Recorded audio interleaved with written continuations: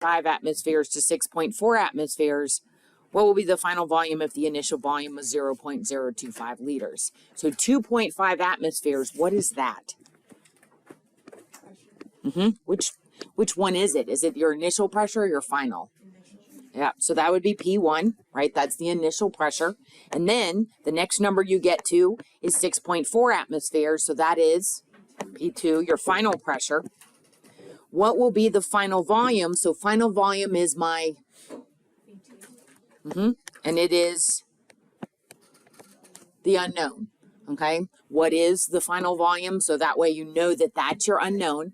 If the initial volume was 0.025 liters. So this is V1, okay? So your initial volume. So identify in the problem what are the 3 that I know. You'll always know 3, which is the one that I don't know. Now, if you see it's pressure and volume, then you know that it's Boyle's law.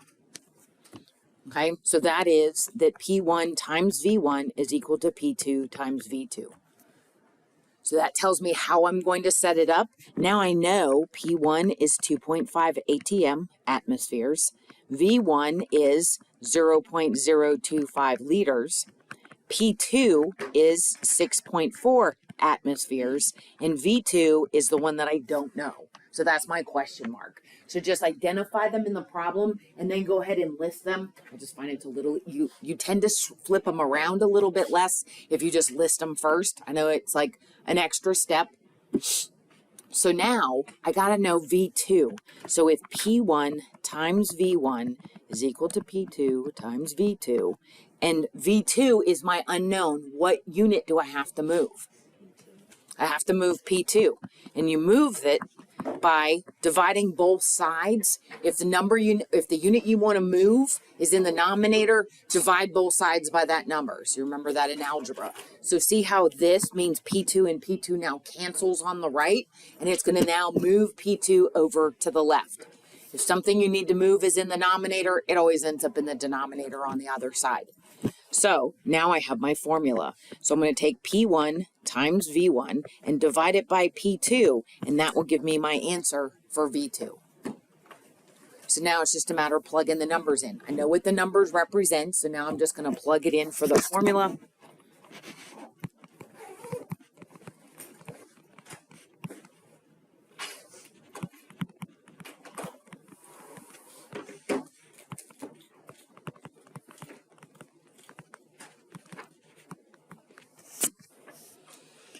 Remember, in doing the math, just multiply everything across the top, divide by each thing that's in the bottom. And then the last thing you have to do is apply your significant figure rules. So 2.5 times 0.025, and then divided by 6.4. And so I got a number that is 0.00979765625. And atmospheres cancel, so that's in liters. Just so you see, that's actually a 9. Okay, so I go back to my problem. How many significant figures should my answer have? 2. Does everybody see that? 2.5, 6.4, both 2 significant figures. 0.025, still just 2 significant figures. Remember, zeros out front are not significant. So I've got to round to 2 significant figures in my answer, because there's 2 significant figures in all the numbers up in the problem. So those zeros out front don't count. They stay because they tell you where the decimal place is. So the first 2 significant figures I get to is the 9 and the 7. The next number is a 6, so what's that going to do? Just going to round it up. So 0.0098 liters. Okay, so just follow the steps. When you get a problem that's a gas law problem, you're always going to know 3 out of the 4 units. You just got to figure out which one each one is. Find your P1, V1, P2, V2, figure out which one's your unknown, and then from there, you can solve it. Rearrange the formula, solve, and just make sure that you go back to the problem and look at the significant figures for rounding. Okay, Second gas law, we're only going to do 2 of them. There's like 3 other ones, but we're just going to do 2 of them. So this one is Charles's law.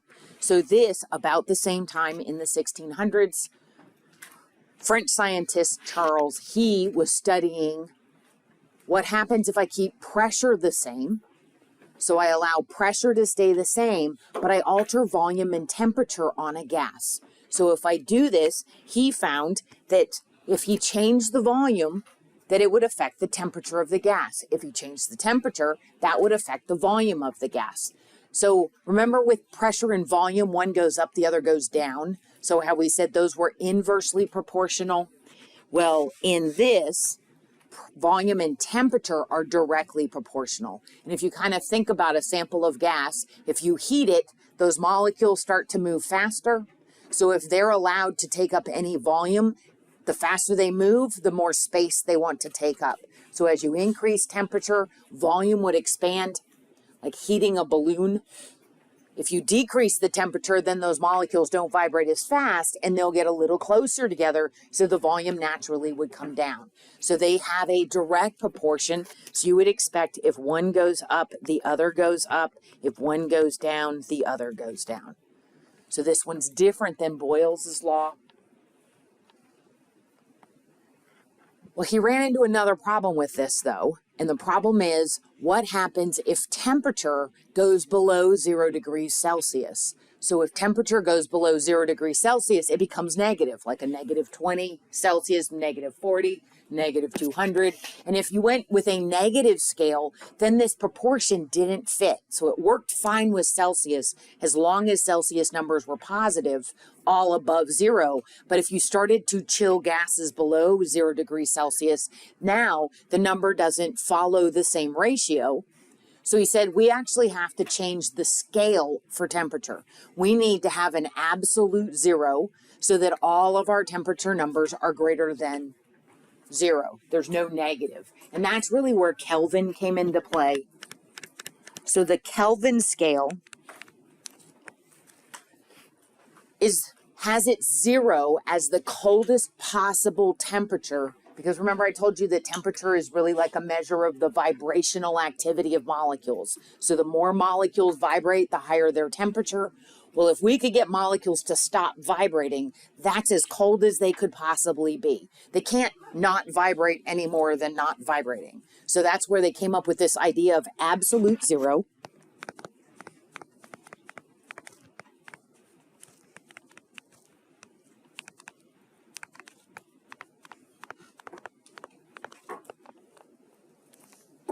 The coldest possible temperature. At this temperature, molecules stop vibrating. What's nice, though, is they kept Kelvin and Celsius with the same scale. So all you have to do is add or subtract to change from 0 degrees Celsius to Kelvin. 0 degrees Celsius is equal to minus 273. No, wait, the other way around, sorry. 0 degrees Kelvin is equal to minus 273 degrees Celsius.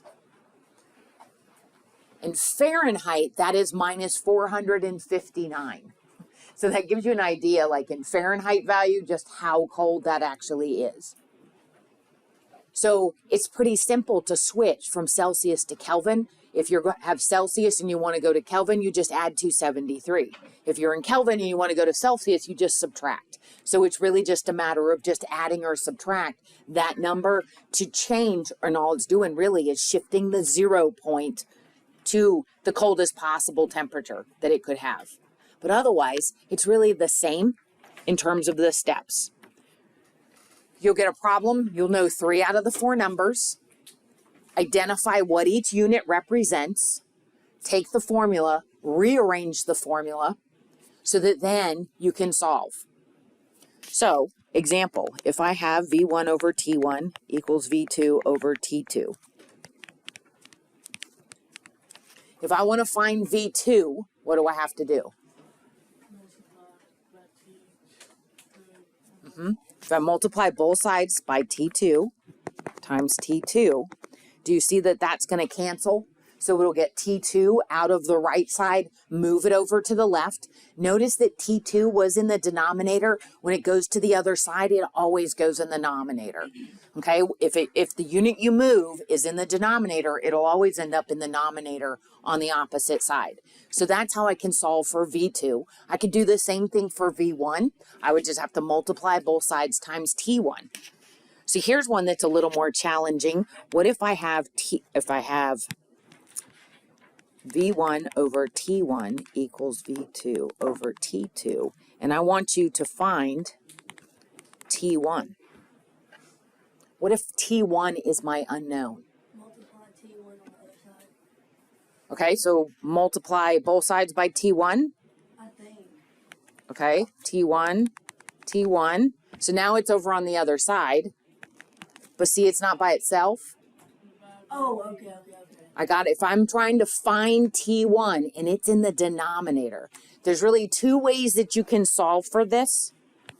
What's one? What would you do? Okay, so that would leave me 1 over T1.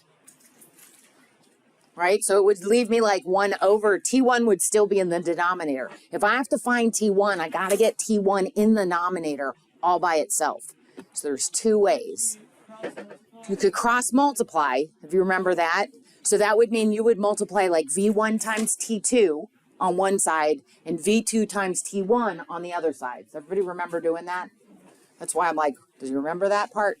Okay, so I could take this and I could cross multiply. So if I had V1 times T2 is equal to V2 times T1, that's cross multiplying. Now they're both all in the denominator, and then which would I move? Then you just move V2 to the other side. Okay, so that's one way that you could solve. So just put yourself, that's a little like, I don't remember that. Like remember, just do it like kind of like a cross to cross multiply. So the denominator on one side, the denominator on the other side, you can multiply them and they will be proportional or equal to the numerator and denominator from opposite sides. So and then this one, if I wanted to find T1, just divide both sides by V2, and now T1's all by itself. Okay? So here's another way. The other way is, because really when you set up a formula, it's like doing a proportion. And you can actually take and flip it.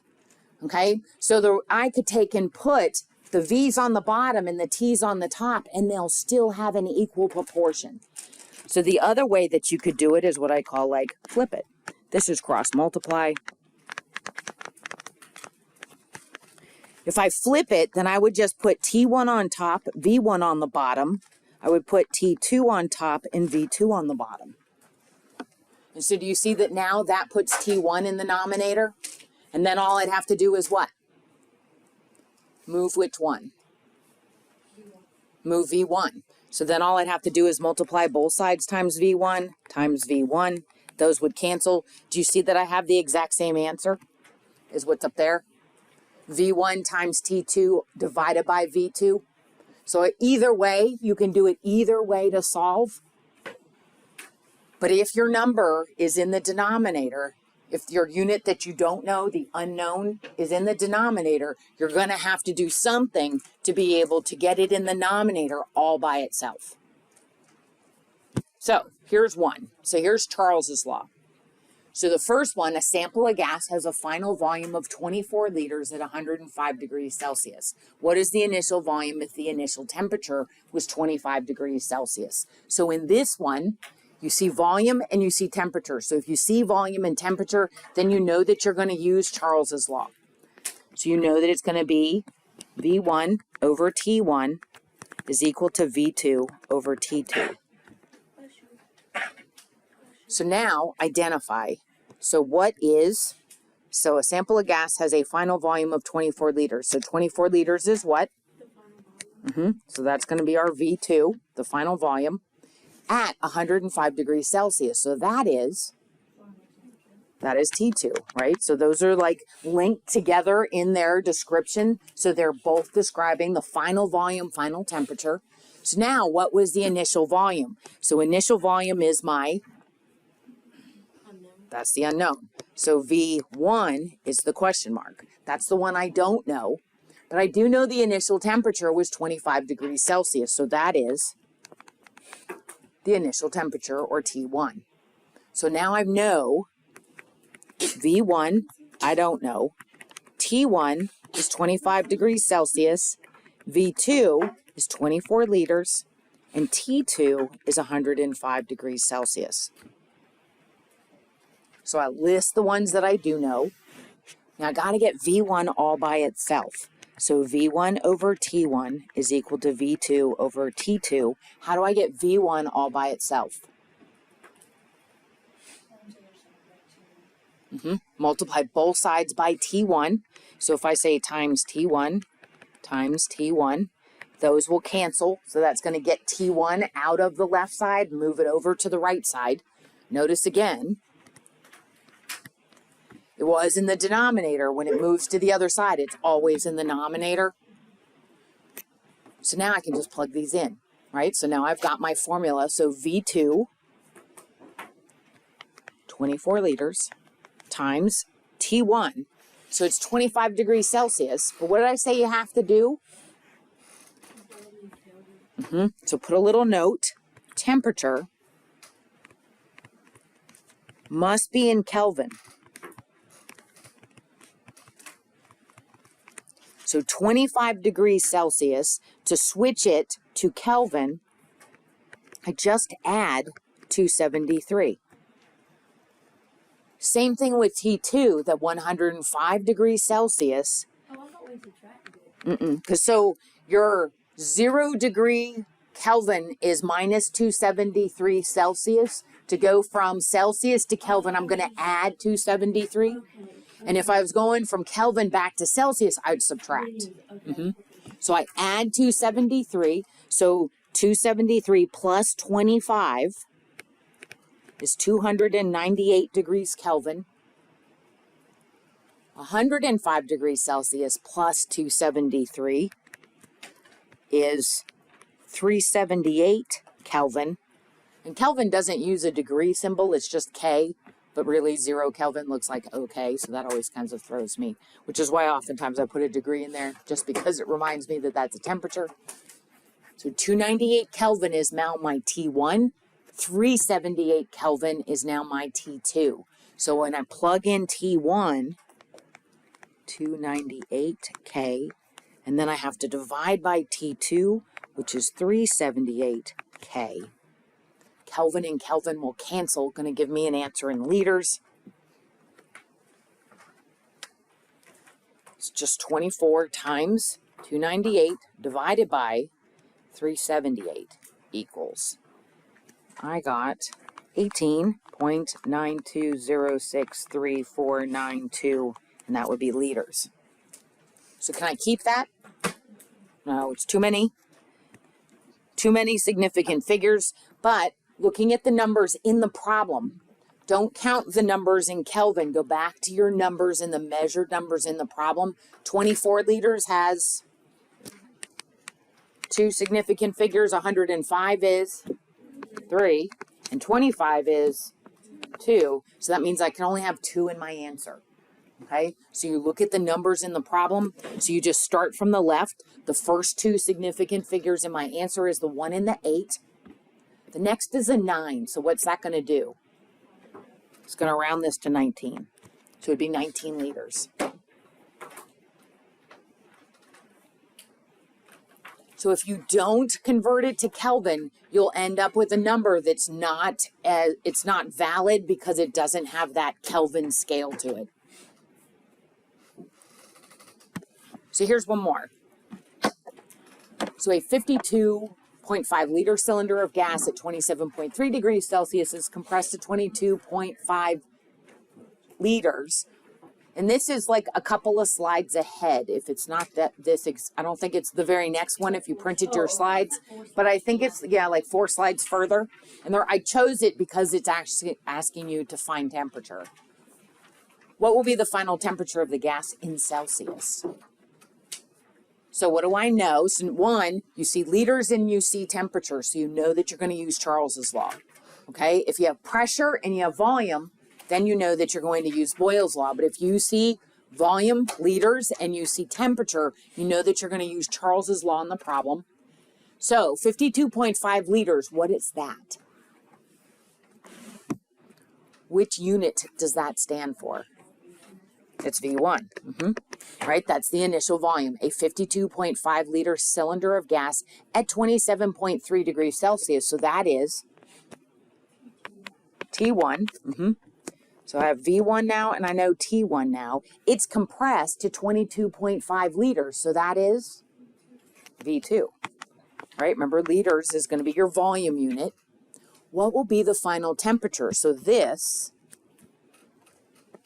T2 is my unknown, okay? So T2 is the one that I don't know.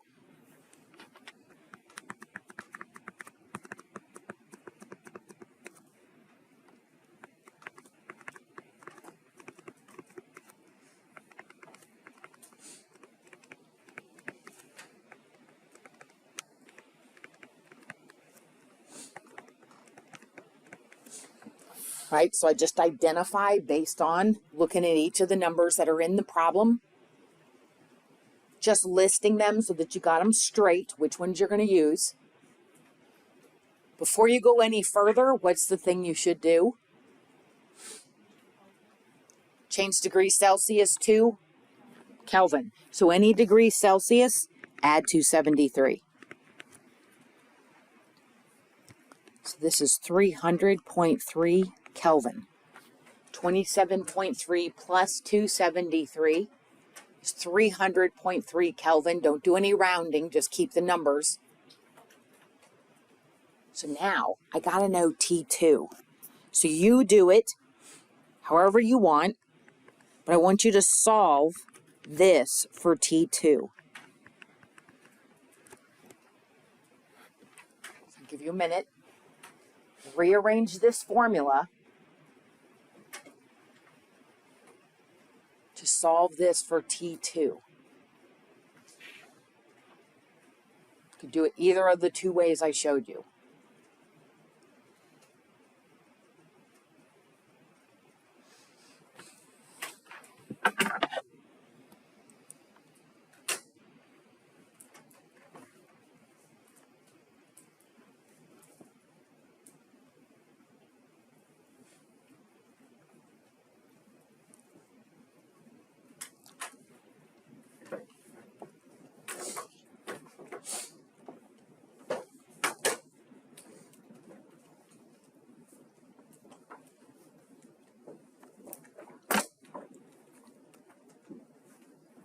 So what'd you get T2 equal to?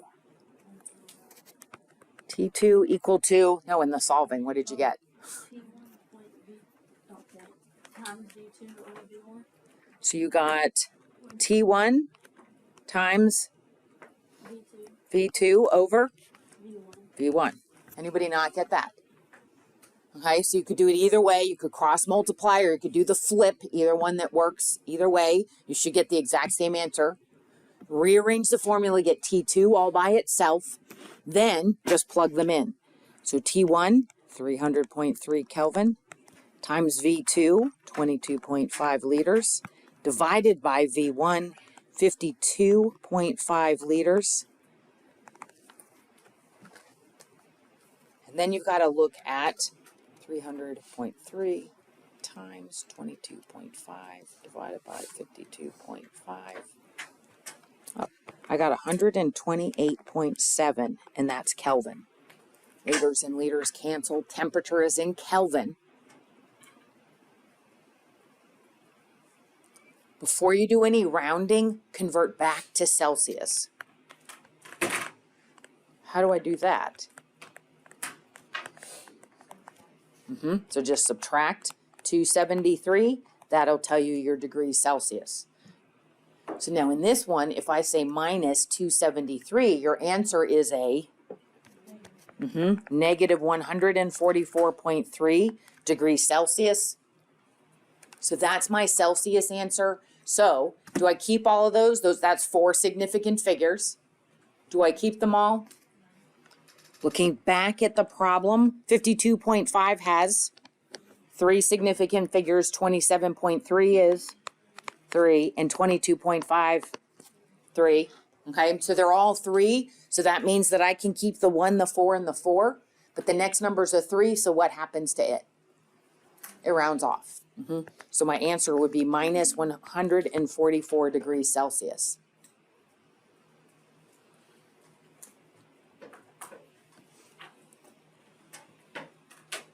Okay, so we'll do another one. Here's one that's got another temperature one, so we'll do that one next time. So like I said, there's another one, which is Gay-Lussac's law, which looks at pressure and temperature, but it's really very similar to Charles. It's just pressure instead of volume. So we are going to skip that. Then there's also the aspects of solids to liquids to gases, melting and freezing, and the energy change. Most people are pretty familiar with that. So this middle part of the chapter that I want to talk about is just doing a comparison. We've really kind of talked about this. This is part of where it seems like there's a bit of an overlap in this. We really kind of talked about this idea of polar, non-polar, and ionic compounds back in chapter 3. But now it's sort of like, okay, well, think about these molecules when they come in contact, and we're not really talking about gases, because remember I told you that gases, they act like they're all by themselves. Gases are out there, and they don't really have any attraction to each other. They rarely come in contact. The air in the room, these gas molecules rarely run into each other. They're so small, and there's so much space compared to their size that they just sort of like bounce off the walls of the room, and they're just there. But when we're talking about solids and liquids, remember that solids have that they have like this super close connection. Solids touch, which is why they have that defined shape and volume. Liquids are a little more spread apart, but they slide past each other. That's why you can pour them, okay? So liquids have a little more space between them, and they can move past each other. So this means those molecules do touch each other. And two molecules side by side, depending on the characteristics of the individual molecules, they can have what are called intermolecular forces. So intermolecular forces just means attraction between two molecules, not inside a molecule. This is like if you have two molecules side by side, what kind of attraction do they have? It's listed from the lowest to the greatest. The lowest, there's 5. So there's the red all the way down to the purple, okay? We're going to cover them in order from weakest to strongest. The weakest one is what you find in nonpolar molecules. So remember that nonpolar molecules, they share their electrons very equally in a covalent bond. So that makes them a very neutral molecule. So when you think of like neutral molecules, you think about like pieces of plastic, right? So pieces of plastic, do they have any attraction to each other? No. That's really what London forces are. London forces are the forces that you see mostly in nonpolar molecules. Nonpolar molecules, remember, are the ones that are just carbon and hydrogen.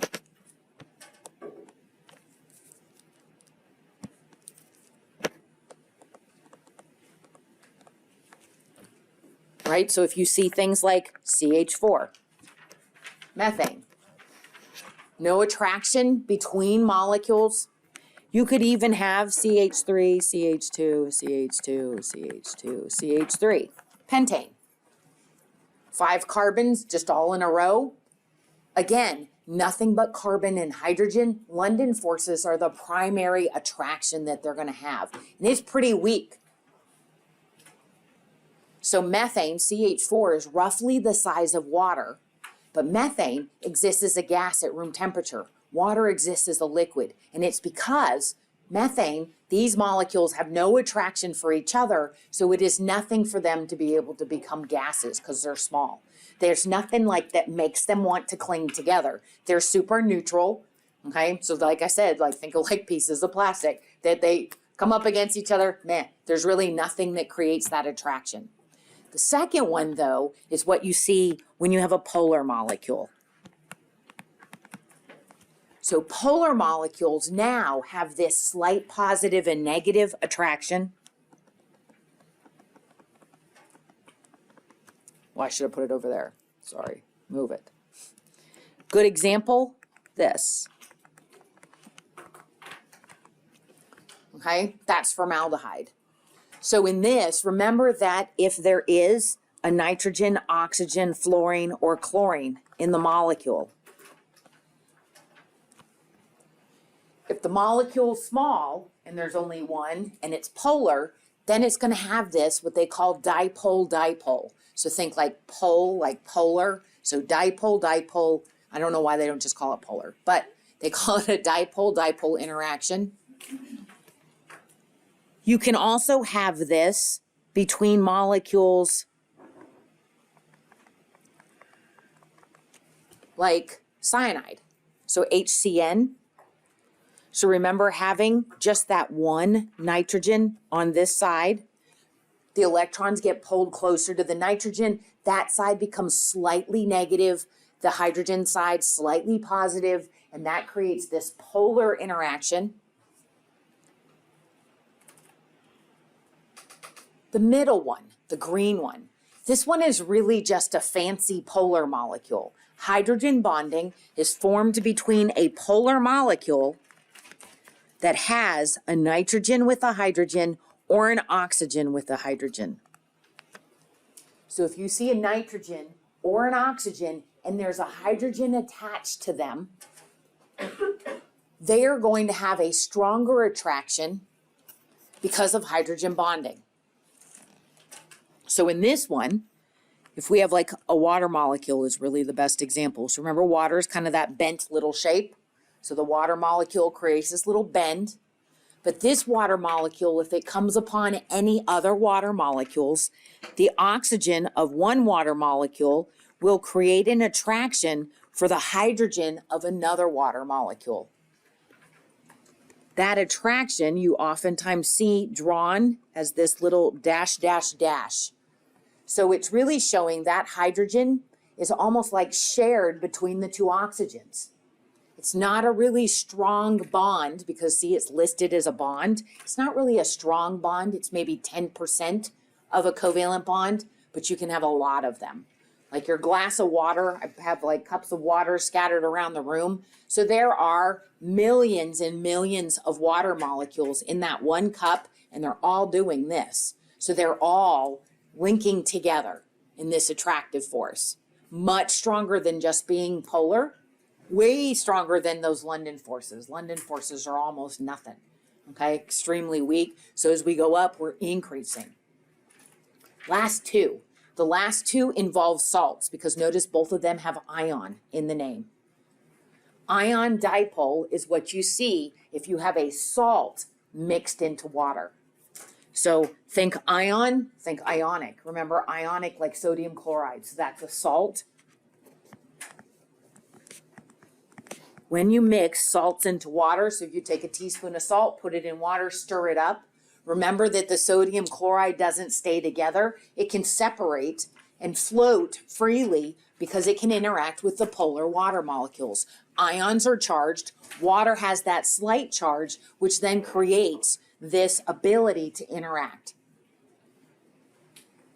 So anytime you see something like this, if you see anything in water, if you look at what's first and you see it's a metal and a non-metal, then you know it's ionic, or it's that ion dipole, because it's an ionic compound mixed into water and dissolved. So I'll show you a couple of images of these in a minute.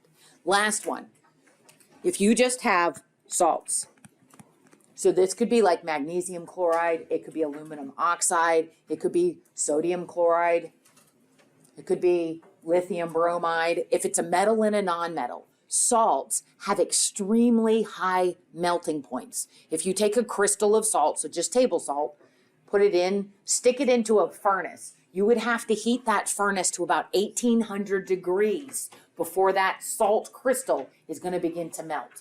That's how stable they are. You have to put a huge amount of energy in to be able to separate them, which is crazy because you can put salt in water and it dissolves just fine. But if you have dry salt with no water around, it's really hard and crystalline because of the arrangement of the ionic bonding. Okay, so if you see just a metal and a non-metal, any kind of salt, then that is the strongest of all. And this is the reason why they have extremely high melting points.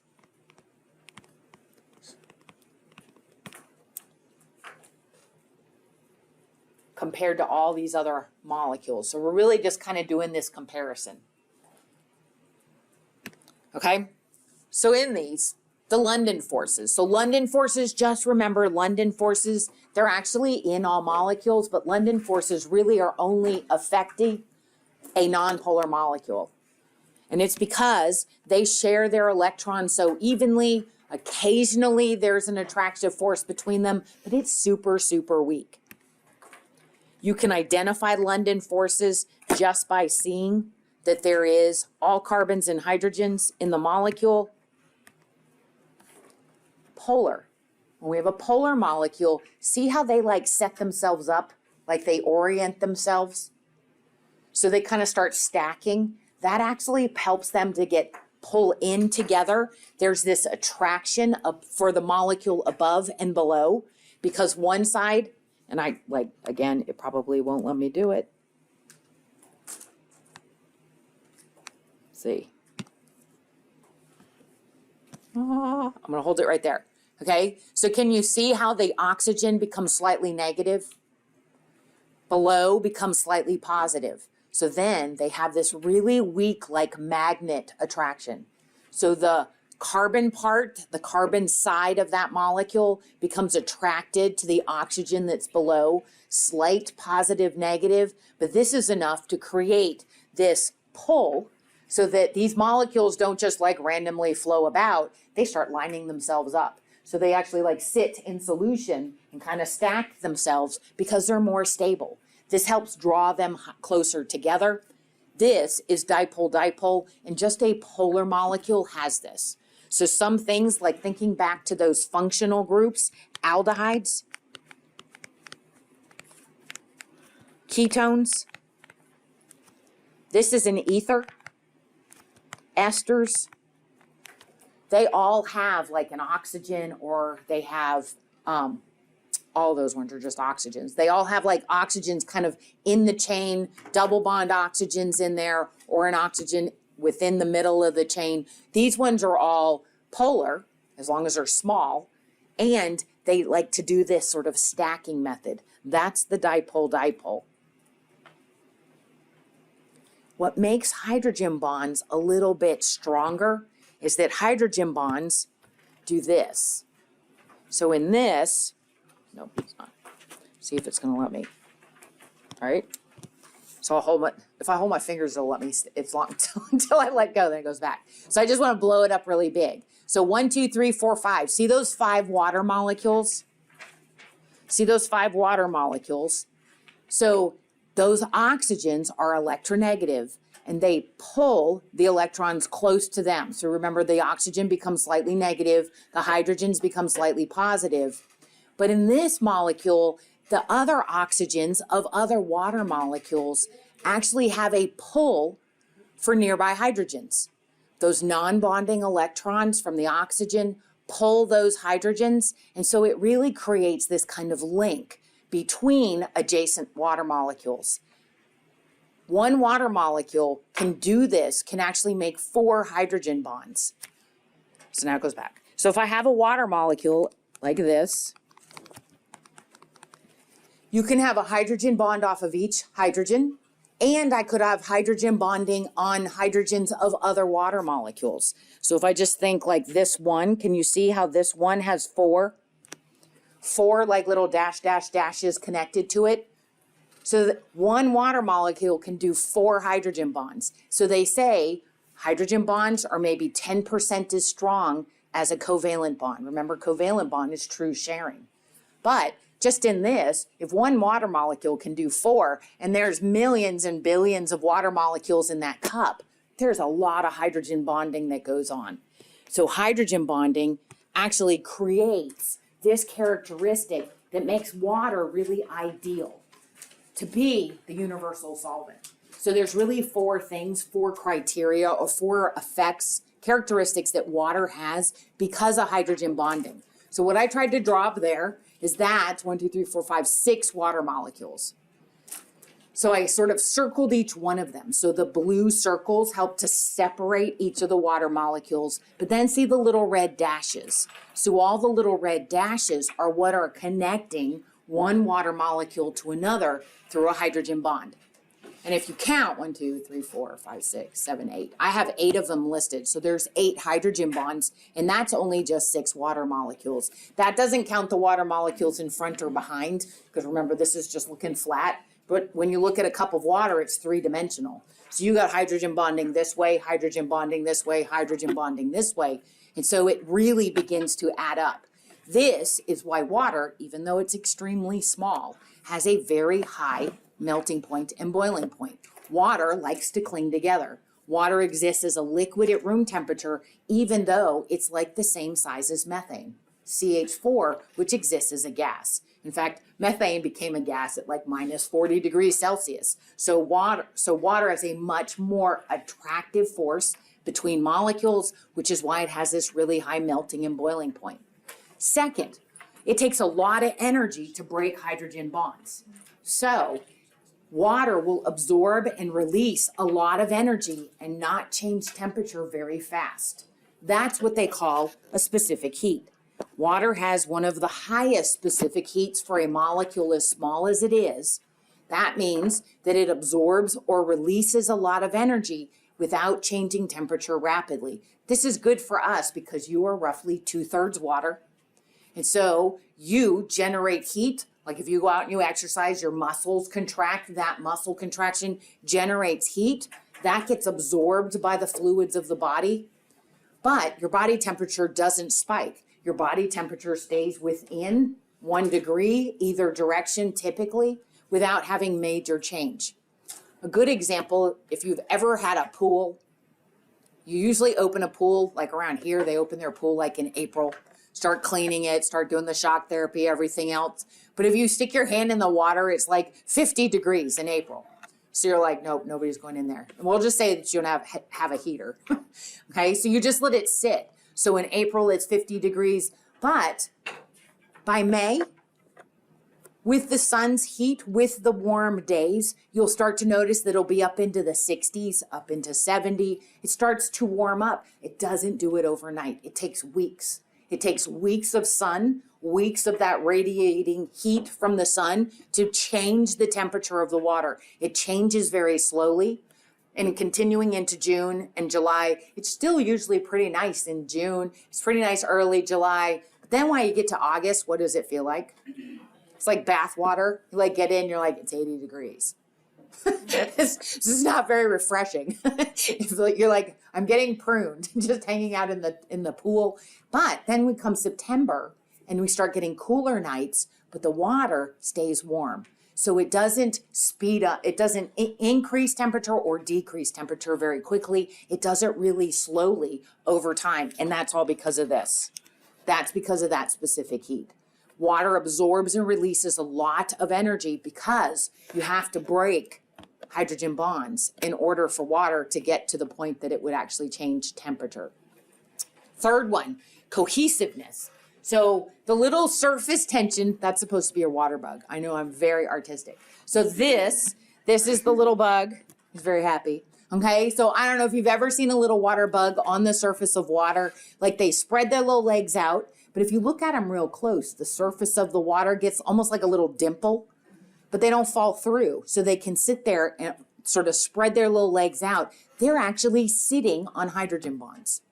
So the surface of water, there's hydrogen bonds on the surface, but then there's hydrogen bonds in the water that's sort of supporting the surface water molecules, and that creates surface tension. So surface tension really makes the surface of water have a semi-solid characteristic. This is why you can float. So when you're floating, you're actually being supported by that surface tension. If you've ever water skied or seen somebody water skiing, they're like skipping across the top of the water. They don't fall in because their forward speed is enough to be able to bounce. An easy example, have you ever skipped a rock? Okay, most people have tried. I'm not very good at it, but it's a left-handed thing, I think. So there's only right-handed rocks in the world, maybe, because I can't skip a rock for my life. But if you throw it, it actually like bounces across the surface, and it's actually bouncing across those hydrogen bonds. So what I brought to class is there's beakers, and if there's no one, there's like an empty beaker over there you guys can grab, and you guys can use that one if you want. So what I want you to do is I want you to see if you can float the paper clip. Okay, so you've got two things on your desk if you have them. So there is a really flat unfolded paper clip like this, and then there is the paper clip holder that looks kind of like an Easter egg dipper. Okay, this is what I want you to place the flat paper clip on, balance it, and then slowly lower it into the water. See if you can float the flat paper clip on the top. You have to do it really slow, nice and slow and steady. See if you can get it to balance. It'll actually float right on the top, and you can just leave the other one down in the bottom. If not, pull it out, dry it off. And then when you look at it, can you actually see it almost creates like a dip on the surface of the water? Okay, show them. See if you can gently, if it doesn't drop through. If it does drop through, you gotta pick it out, dry it off. Can you see it? How it creates like a dip? So it actually has enough strength. The hydrogen bonds are actually holding that paper clip up. It kind of looks like it's in like Jello. Yeah, and that's why they say like the very surface of water has like a semi-solid characteristic, because if you have just 10 hydrogen bonds, that's like a covalent bond. Covalent bond is really strong. So there's millions and millions supporting that surface of the water. Did anybody not do it? Izzy got hers. Luck? No? Oh, we did it. Oh, you did it? It just I fell hit in? the bottom. Have you guys gotten it yet? It's really, you've got to be like nice and slow. Just slow and steady, lower it.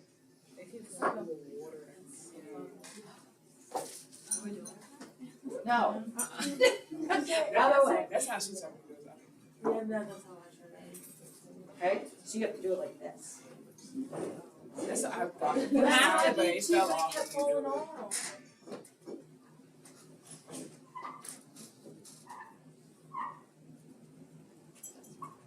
Yeah, that works. Okay, did you do it? You gotta make sure that you get it so that it's balanced. It's gotta lay flat on top. Just like that, and nice and slow. Perfect. Okay, so everybody got it? Good. All right, so this cohesiveness, this like attraction that water molecules have for other water molecules creates a problem for premature infants. So premature infants, the last system to develop is what?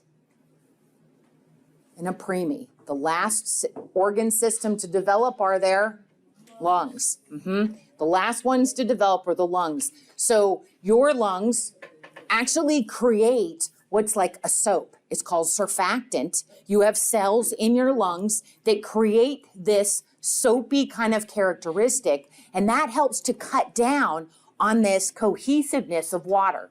Because when you inhale, the mucous membranes in your airways help to warm, moisten, and filter. Moisten. So it helps to like humidify the air that gets down into your lungs. So your lungs are this really moist environment. For preemies, the ones that are these little itty bitty 2 and 3 pound size ones, one, they have really small airways. They have very small lungs, but they don't make surfactant. So when they exhale, the water vapor that's in the lungs wants to cling, and that causes their lungs to collapse. So the first time you take a breath, you went and you opened up those airways, okay? And so for 99% of people, they never close again. Once you open them up, you begin to make surfactant. And so the airways actually do this, but they never completely close. They'll get smaller when you exhale, but they never completely collapse, right? So you have that like dead space in the lungs. So preemies don't have that. So little itty bitty 1 and 2 pounders, they look like little chickens. So when they inhale, they do this big effort and open the airways. And then when they exhale, it closes them again. So then that means the next inhale is this big effort and then they collapse again. So you can see that before understanding surfactant, preemies, these were babies typically born before 32 weeks, that oftentimes they would get to the point that they had respiratory failure. Their muscles would get so fatigued, they couldn't breathe anymore, and they didn't make it. Okay, so 20 years ago, that was really common. If you had a preemie, it was kind of touch and go. It really just depended how well developed the lungs are. But they figured this out, so now they will actually put in a tube, a trach tube, so they can ventilate babies' lungs, but they actually have artificial surfactant. And it really looks like a can of WD-40. So WD-40, that blue can with the yellow letters, what's on the end, what's on the top?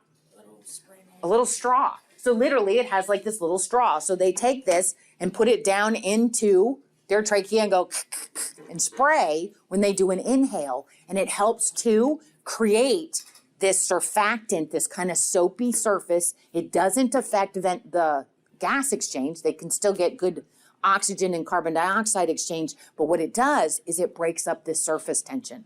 So I can show you this by using some soap, because I said surfactant is a lot like soap. So I'm gonna put a little dab of soap in this water. We're gonna talk about soap as the next topic. You have to have water. I tried to do it last night with just straight soap and it didn't work. Okay, so you just watch. So when I put this down. Oh my gosh. So with the surfactant with soap, I can break this surface tension. So watch the paper clip. So when I put it on. So just this like diluted soap, very quickly. And so it doesn't require a lot, it's just a small amount, but what it does is it breaks up that cohesiveness. By adding the soap molecule in, it breaks up the cohesiveness of the water. You gotta get it to work.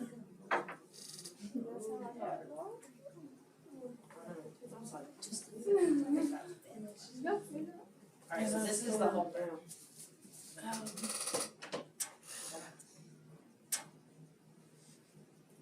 No, I think there's something, I don't think your beaker is clean. If your beaker has any kind of soap or any kind of like lotion or something, then it won't stand. Watch. Oh, there it goes. Wow.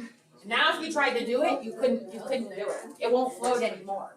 Because we've disrupted that surface tension. Yeah, and so it takes it a second and then it just drops down.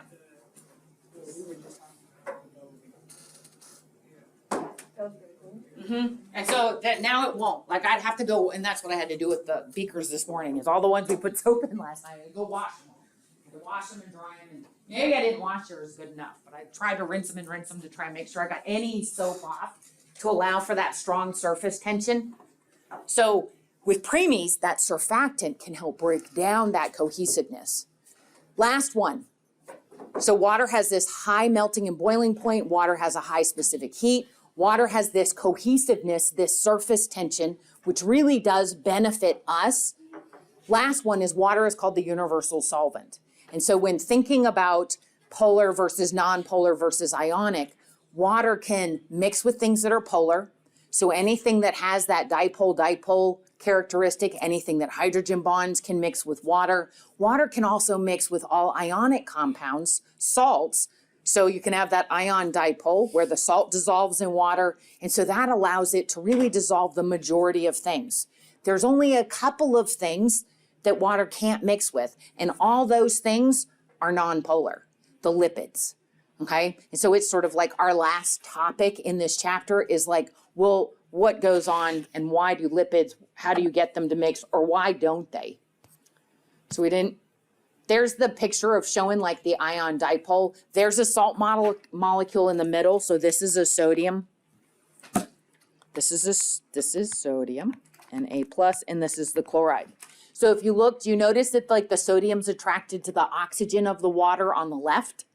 The chloride is attracted to the hydrogen part of the water on the right. And so because we have this slight positive and negative, this polarity, that has the ability to interact with things that actually have a charge, like ionic compounds. I kind of like this one because this really shows you how salts can get dissolved. So that green and purple, that's a salt crystal. So the purple is sodium, the green is the chloride. Notice wherever there's a green ball, it looks like it's surrounded by purple. Wherever there's a purple, it's surrounded by green. Because of this opposite charge, I can blow it up a little bit. Right, so see that? So the green is the chloride. And this is the reason that salts can form a crystal, is because is this regular arrangement, all the positive ions are surrounded by negative ions, all the negative ions surrounded by positive ions, and that is super stable. So these are just like a whole bunch of little magnets all clinging together. This is why salts require a huge amount of temperature to break this, because ionic compounds are way more stable than just hydrogen bonding. But if you add the water, so the little water molecules come up and they literally like surround the sodium ions and pull them away, surround the chloride ions and pull them away. And that's what allows that salt crystal to completely dissolve until you end up with all these little individual ions floating in the water. Okay, and then the last one. So the last one was ionic. So I told you ionic is far and above the strongest. It's the reason why salts make these crystals. We'll actually talk about some ionic interaction when we talk about proteins. So some proteins, some amino acids actually have a charged nature to them. In fact, soap on its own has the same characteristic. So before we go on to those last two, here is an example of each of them in increasing order going through from London forces all the way down to ionic. So these are good examples of what you would be asked if you had to identify the type of intermolecular force. So the first one, these are London forces, right? And so notice the trick when you look for a London force, it's nothing but carbon and hydrogen. So it's going to be a hydrocarbon molecule. So if you see carbon and hydrogen only, it could be a really long chain or it could be just two carbons, but nothing but carbon and hydrogen. Those are the very weak nonpolar molecules, London forces. The second one, so the second one showing an aldehyde. So remember I told you if you see things like an aldehyde, a ketone, an ether, an ester, all of those have the oxygen that can pull electrons towards it, creating a slight positive, slight negative.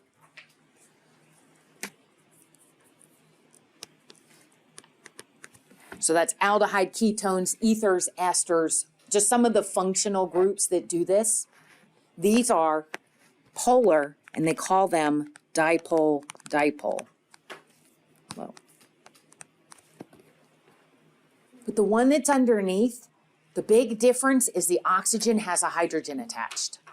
So the one above, the aldehyde or ketone or ester or ether, the oxygen does not have a hydrogen attached to it. It's just a double bond oxygen. But if you see an oxygen with a hydrogen, then you know that you have hydrogen bonding that can go on. So if you see a molecule that has an OH, has an alcohol, or if you see a molecule that has an amine or an amide, they're going to be able to do hydrogen bonding because they will come and kind of share the hydrogen between the two nitrogens, share the hydrogen between the two oxygens. That's hydrogen bonding.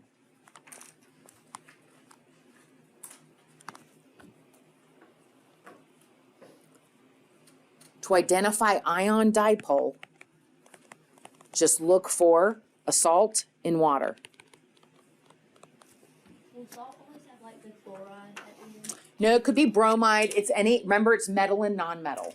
So it could be sodium chloride. It could even be like magnesium sulfate, right? So, but still metal and non-metal. So you got to recognize that ionic compound, some kind of ionic compound in water. So the non-metal is the water, and the metal is the... Nope. Wait, The chlorine is the non-metal.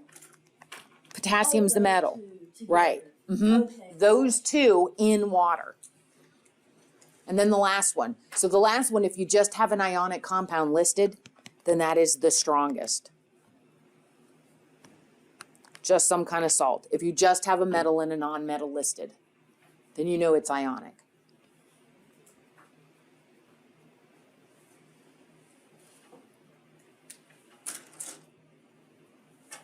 Okay, so you tell me. So look at this first one. London forces, dipole, dipole, hydrogen bonding, ion dipole or ionic. What's this one?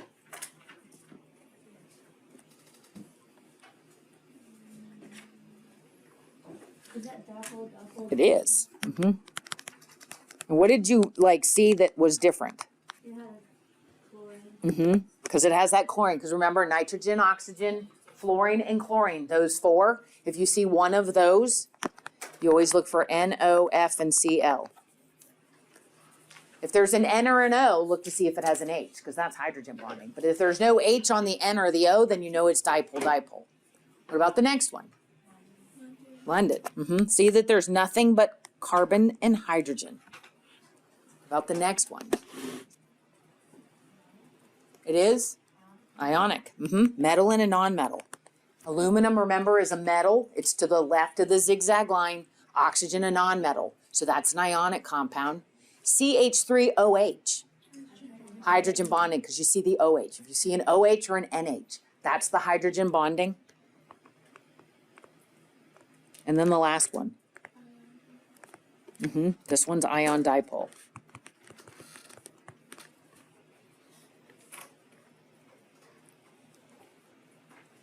Okay?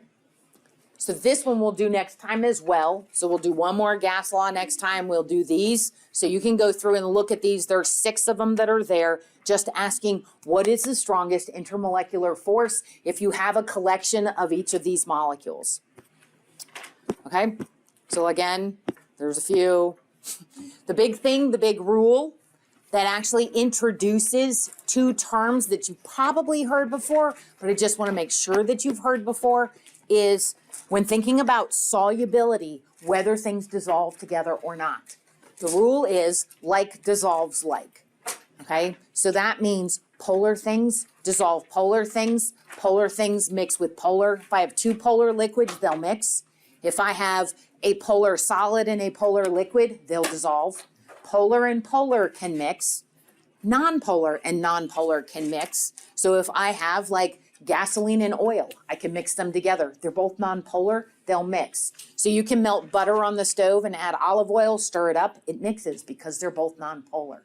Non-polar and non-polar will mix, but what happens if you take opposites? What if you take polar and non-polar, vinegar and water, or no, vinegar and oil, separate out, okay? They're not going to stay mixed. One of the terms they use is the word hydrophilic. So hydrophilic means water loving. So philic is like attracted to. Hydro, just think of water.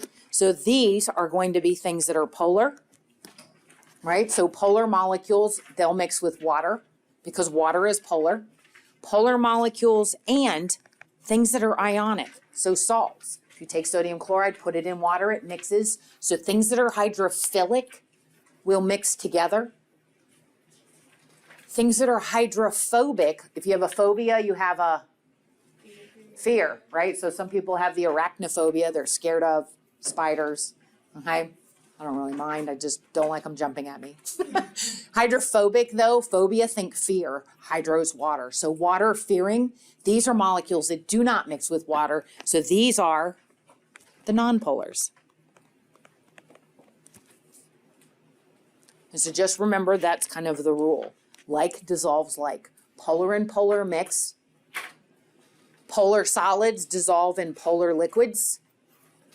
Ionic compounds, to a large extent, mix with polar molecules because they have that same hydrophilic. They have the ability to interact with water. They have the ability to mix. But if you have opposite polarities, nonpolar and polar, or salt and oil. So if you like fry something, if you heat up, I don't know if I told you to do this way back in chapter 3, put some oil in your fry pan because you're going to like fry whatever, like put some salt, couple of salt shakes, and you'll see the crystals like drop to the bottom. And you like mix them, they don't go anywhere, okay? Because they're ionic. And so they don't want to mix with something that's neutral like a piece of plastic. That's the nonpolar. So they don't dissolve. Then we have molecules that have a little of both, and that is a soap. We made soaps in lab. So soaps are said to be amphipathic. Like an amphibian is a frog. What do? They can live on land and in the water. So amphi means both. So that's why amphibians, that's where their name came about, is because they can live in the water, but they can also live on land. Well, soap has polar areas and non-polar areas. So looking at the three different cartoons, or the three different structures, the far left one is like a skeletal structure. And so notice that there is a charge. That oxygen on the end of that chain has a charge to it. So remember, that gives it an ionic characteristic. Ionic is the strongest of the intermolecular forces. So this makes this end very hydrophilic. So this end is much more interacting with water. But then what do you know about the long carbon chain? So all of this, nothing but carbons and hydrogens, means that it is nonpolar. London forces hydrophobic region. So do you see how that has both? Because of that charged oxygen on the end, it gives it a very hydrophilic nature on that one end. The long carbon chain has a nonpolar characteristic, which is why they like to draw it kind of like this. And yes, that looks like a sperm. Okay, just remember that the head is the hydrophilic charged end. The tail is the long carbon chain that is nonpolar. So when you mix these together, if you take soap and drop it in water, which part of the soap molecule wants to interact with water? The head or the tail? The head, right? So this side, this is the hydrophilic. But this side, this is hydrophobic. So when you wash your hands, what's the first thing that you do? Wet them. You have to have water. That was the challenge last night. I actually got some soap straight on my Q-tip and I dipped it in the water in their little floating paper clips and nothing happened. I was like, well, this is awkward. And I was like, hold on, let me just get some other water. So I mixed it a little bit in water. And then as soon, like what I did with yours, all I had to do is just dip it in there just quick. And it right away broke the surface tension and this paper clip dropped down. So you've got to add water. So wetting your hands is important because it's the water that causes the soap molecules to form what's called a micelle. And this is a micelle. So you wet your hands, then you add soap. Then you begin to mix. So in this mixing, the hydrophilic part wants to interact with water, but the hydrophobic tails do not. So the soap molecules begin to make these spheres, these like balls. I think of them almost like soccer balls, but they will form millions of little soccer balls in the water. The outside is where the heads go. The inside is where those tails tuck. So if we mix, that takes about 5 to 10 seconds. So 5 to 10 seconds of mixing soap and water, and that forms the micelle. So if you get soap on your hand, if you wet your hands, you get soap on your hands, you go like this and start rinsing immediately. You didn't even allow time for the micelles to form. So you know if you have oil on your hands and you just run them in water, does the oil wash off? No. Okay? So same thing. If you wet your hands and you get soap on your hands and you don't actually allow 5 to 10 seconds of time for the micelles to form, when you rinse your hands, there's still residue that's going to stay behind. Because in this period of time, anything that's oily, greasy, anything that has a hydrophobic nature, that's stuck to your hands. It doesn't want to mix in with water because it's hydrophobic. But where can it interact with? If you've got soap, micelles, the oil, the grease, and bacteria get pulled into the micelle. The hydrophobic part of the micelle will then allow the hydrophobic materials on the surface of your skin to lift off and enter the micelle. That typically takes another 5 to 10 seconds.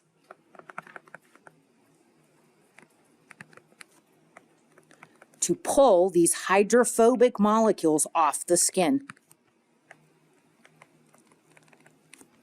and enter or put them into the micelle. And then when you rinse your hands, what happens?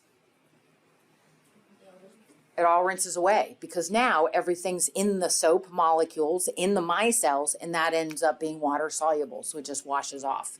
So bacteria are really interesting. Bacteria are single-celled organisms, and they have this really tough cover, a cell wall. But bacteria will also have a sort of sticky outer cover that's lipid, that's greasy-like. That helps them to stick to stuff. So like if you just rinse, they're sticking to the wall of whatever, or they're sticking to your skin, they don't rinse off. So that's why soap actually helps to pull them off. So this is a little bacteria cell. And they all are unicellular. They're itty bitty, microscopic, very small, but they have a hydrophobic surface, which protects them. That's why they can live like on the wall of the bathtub. Okay, some of them turn pink. Have you ever seen like you get like this weird pink stain like in the cracks and crevices in the shower?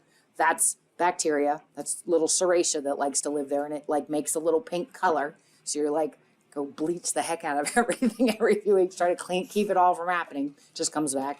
But that's why hand washing takes about how long? 20 to 30 seconds, because you got to do a rinsing too, right? So that's why like a 5-second hand wash, you're really not rinsing as many of these hydrophobic molecules off of the surface of the skin. That's why they always say like that, you count to 20 or you sing the ABCs or something like that in order to make sure you let enough time go by, okay? So the only thing we've got left in chapter 7 is just to talk about the cell membrane. We're going to talk about phospholipids, which are very similar to soap. And that'll finish that up. So we will start chapter 8 on Thursday. Make sure you get the pre-lab done for that.